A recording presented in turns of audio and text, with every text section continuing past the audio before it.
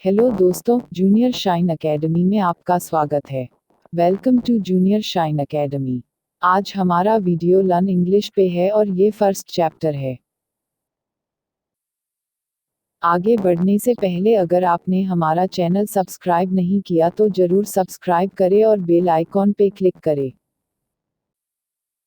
आज हम देखेंगे ये कोर्स किन लोगों के लिए है, क्यों इंग्लिश जरूरी है, इंग्लिश अल्फ़ाबेट्स और हिंदी में कैसे लिखते हैं, इसके साथ साथ हिंदी अल्फ़ाबेट्स और इंग्लिश में कैसे लिखते हैं, कॉन्सोनेंट्स और वोवेल्स क्या होते हैं, शब्द और वाक्य क्या होता है और कैसे बनाते हैं, प्रेडिकेट क्या होता है, पार्ट्स ऑफ स्पीच। अब हम आते हैं ये कोर्स किन लोगों के लिए है। ये कोर्स वह लोगों के लिए है जिन्हें हिंदी आती है लेकिन इंग्लिश सीखनी है। किसी भी उम्र का कोई भी व्यक्ति ये वीडियो देख के इंग्लिश सीख सकता है। ये इंग्लिश कोर्स का पहला वीडियो है और आगे और भी वीडियो देख के आपकी इंग्लिश और भी अच्छी हो जाएगी। वीडियो के अलावा हम आपको सुझाव देंगे कि आप इंग्लिश मूवीज़ या वेब सीरीज़ देखिए, इंग्लिश बुक्स एंड न्यूज़पेपर पढ़ना शुरू करें। घर पे या किसी दोस्त के साथ इंग्लिश में बात करें।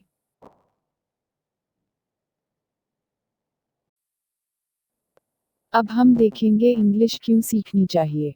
इंग्लिश सबसे ज़्यादा बोलने वाली भाषा है और ये हमारा भविष्य बनाने में मदद करता है।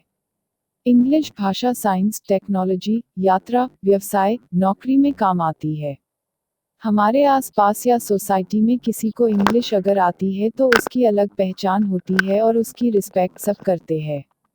इसके अलावा दूसरी विदेशी भाषा जैसे फ्रेंच, जर्मन, स्पेनिश सीखने में आसानी होती है। आजकल विदेशी भाषा बोलने वालों को अच्छी कमाई होती है और घर से ही काम कर सकते हैं। स्कूल और कॉलेजेस में भी विदेशी भाषा का कोर्स होता है। विदेश में पढ़ने या सेटल होने के लिए भी इंग्लिश ज़रूरी है।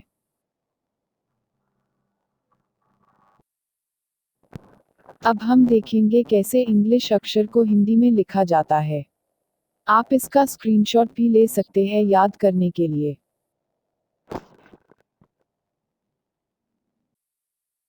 अब हम देखेंगे कैसे हिंदी अक्षरों को इंग्लिश में लिखते हैं।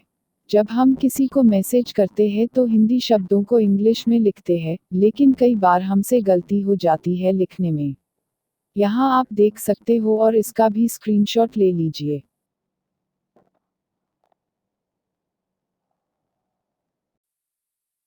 अब हम देखेंगे कॉन्सोनेंट्स और वॉवल्स क्या होता है। वॉवल्स वह अक्षर है जिन्हें बोलने में आसानी होती है। ए, ई, आई, ओ, यू वॉवल्स है। उदाहरण के तौर पे एलिफेंट, ऑरेंज, आइस ये सब बोलने में तकलीफ नहीं होती। कॉन्सोनेंट्स वह अक्षर है जिन्हें बोलने में थोड़ा जोर देना पड़ता है। ये वह अक्षर है जो वॉवल्स नहीं है। उदाहरण के तौर पे चेन, बॉल, लान, की ऐसे शब्दों को बोलने में जोर देना पड़ता है। इंग्लिश में शब्द को वर्ड्स कहते हैं और वाक्य को सेंटेंस कहते हैं। वर्ड्स यानी शब्द जिसका अर्थ होता है कि अक्षरों को जोड़ना जिसका कोई अर्थ निकलता हो। उदाहरण, ट्रैवल, एंटरटेनमेंट, बंगला। यहाँ आप देख सकते हो कैसे अक्षरों को जोड़ के शब्द बनाया गया है।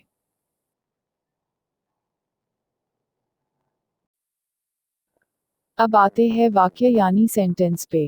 वाक्य का मतलब है शब्दों को जोड़ना जिसका कोई अर्थ होता हो। जैसे कि आई एम हैप्पी, मतलब मैं खुश हूँ। He was eating and talking, मतलब वो खा रहा था और बात कर रहा था।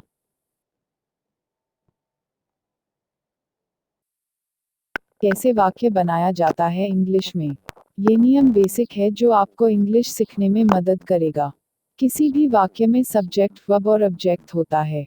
अब ये क्या है वह देखेंगे। सब्जेक्ट यानी विषय, क्रिया करने वाला व्यक्ति। वर्ब यानी क्रिया, विषय की क्रिया या स्थिति का वर्णन करता है।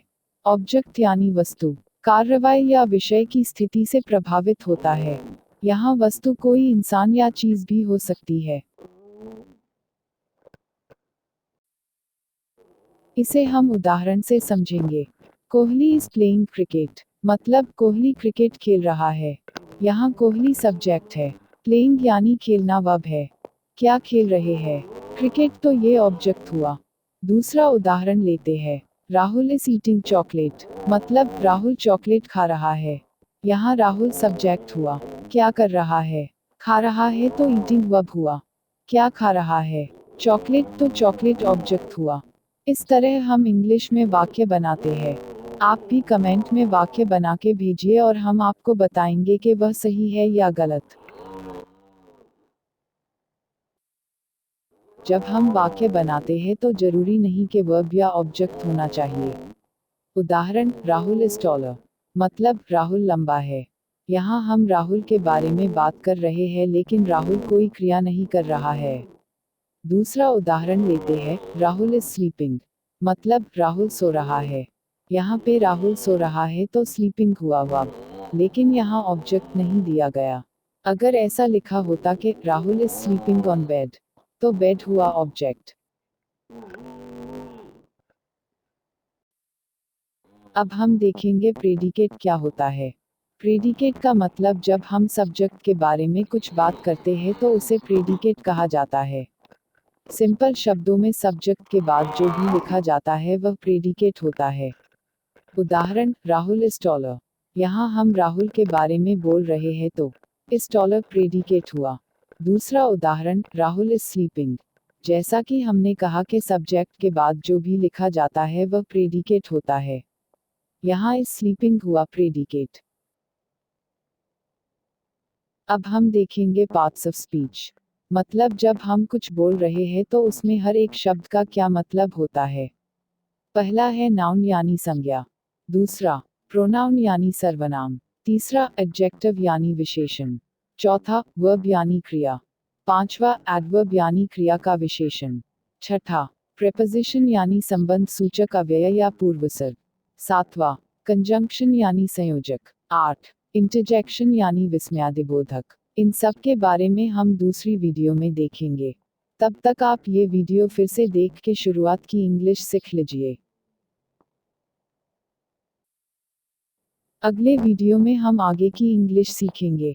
आपको अगर ये वीडियो पसंद आया हो तो लाइक कीजिए, शेयर कीजिए। Thank you.